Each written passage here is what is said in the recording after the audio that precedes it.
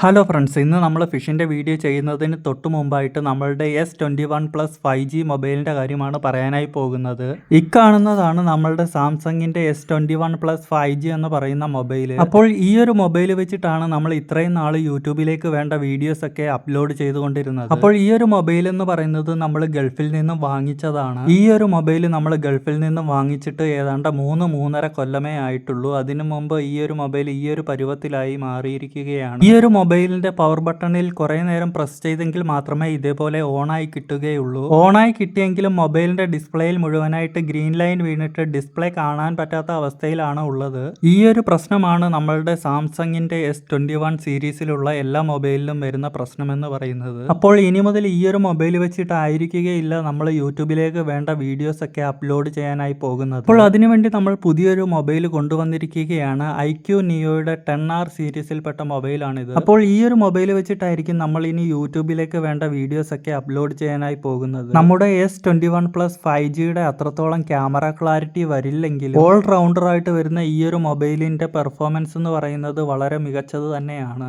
Samsung S21+ mobile മാത്രമായിട്ടാണ് കിട്ടുന്നതെങ്കിൽ നമ്മളുടെ iQ Neo 10Rന്റെ കൂടെ മൊബൈൽ കേസും അതേപോലെ തന്നെ ഒരു ചാർജറും കൂടി ലഭിക്കുന്നതായിരിക്കും. അപ്പോൾ ഇനി ഞാൻ പറയാൻ പോകുന്നത് നമ്മുടെ കയ്യിലുള്ള ഫിഷിനെ കുറിച്ചിട്ടാണ്. ഇതിനു മുൻപുള്ള വീഡിയോകളിൽ നമ്മൾ ഗപ്പി ഫിഷുകളെ കുറിച്ചിട്ടായിരുന്നു പറഞ്ഞിരുന്നത്. ഇപ്രാവശ്യവും നമ്മൾ ഗപ്പി ഫിഷുകളെ കുറിച്ച് തന്നെയാണ് പറയാനായി പോകുന്നതും. അപ്പോൾ നമ്മുടെ കയ്യിലുണ്ടായിരുന്ന ഫുൾ റെഡ് ഗപ്പികളുടെയും ഫുൾ ബ്ലാക്ക് ഗപ്പികളുടെയും കാര്യം ഏകദേശം ഒരു തീരുമാനമായിരിക്കുകയാണ്. ഫുൾ ബ്ലാക്ക് ഗപ്പികൾ ഇടയ്ക്കിടെ വരുന്ന ഫംഗൽ ഇൻഫെക്ഷൻ കാരണമായിരുന്നു ഡെഡായി പോയിട്ടുണ്ടായിരുന്നത്. അതേപോലെ തന്നെ ഫുൾ റെഡ് ഗപ്പികളുടെ പേരൻസ് മുഴുവനായി ഡെഡായി പോയിട്ടുണ്ടായിരുന്നു എങ്കിലും കുട്ടികൾ നമ്മളുടെ കയ്യിൽ ഇപ്പോഴും സേഫ് ആണ്. അതേപോലെ ഇനി നമ്മൾ പറയാൻ പോകുന്നത് നമ്മളുടെ ഫുൾ റെഡ് ഗപ്പികളുടെ സ്ഥാനത്തേക്ക് നമ്മൾ പുതിയതായി കൊണ്ടുവന്നിട്ടുള്ള മിക്സ്ഡ് ഗപ്പികളെ കുറിച്ചിട്ടാണ്. ഗപ്പികളെ കുറിച്ചിട്ടുള്ള ഒരുപാട് വീഡിയോകൾ നമ്മൾ ഇതിനോടകം തന്നെ ചെയ്തിരുന്നു. ഏതായാലും ഇന്നത്തെ ഈ ഒരു വീഡിയോയിൽ നമ്മൾ ചെയ്യാൻ പോകുന്നത് നമ്മുടെ കയ്യിലുള്ള മിക്സ്ഡ് ഗപ്പികളെ കുറിച്ചിട്ടുള്ള ഒരു വീഡിയോയാണ്.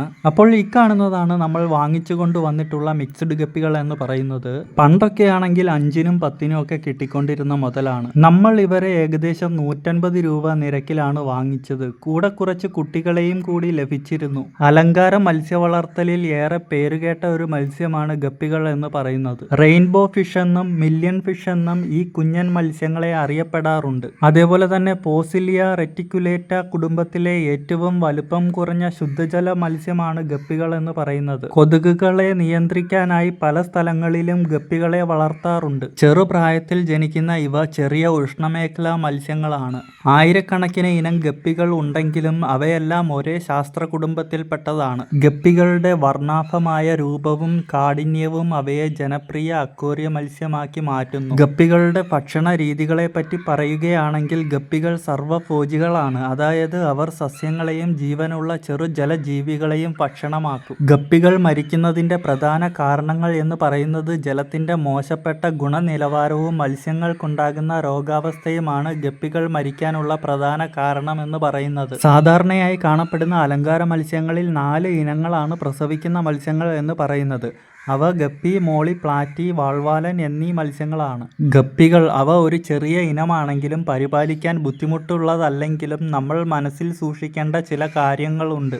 ഗപ്പികൾ ചെറുതാണ്, പക്ഷേ അവ സജീവമാണ്. ചുറ്റും നീന്താൻ വേണ്ടി ധാരാളം സ്ഥലം ഒരുക്കി കൊടുക്കണം. അതേപോലെ തന്നെ ഗപ്പികൾ പ്രസവിച്ചു കഴിഞ്ഞാൽ അതിൻ്റെ കുഞ്ഞുങ്ങളെ അവരിൽ നിന്നും മാറ്റി വളർത്തുന്നതായിരിക്കും നല്ലത്. ഇല്ലാത്ത പക്ഷം ഗപ്പികൾ അവരുടെ കുഞ്ഞുങ്ങളെ തിന്നാനുള്ള സാധ്യതയുണ്ട്. മിക്സ്ഡ് ഗപ്പി ആയതുകൊണ്ട് തന്നെ ഇവർക്ക് ജനിക്കുന്ന കുഞ്ഞുങ്ങൾക്കെല്ലാം വിവിധ വർണ്ണങ്ങളായിരിക്കും ഉണ്ടായിരിക്കുക. അതേപോലെ തന്നെ വടക്ക് കിഴക്കൻ തെക്കേ അമേരിക്കയിൽ നിന്നാണ് ഗപ്പികൾ ഉത്ഭവിക്കുന്നത്. പക്ഷേ പല പരിസ്ഥിതികളിലും പരിചയപ്പെട്ട് ഇപ്പോൾ ലോകമെമ്പാടും ഗപ്പികളെ കാണപ്പെടുന്നു.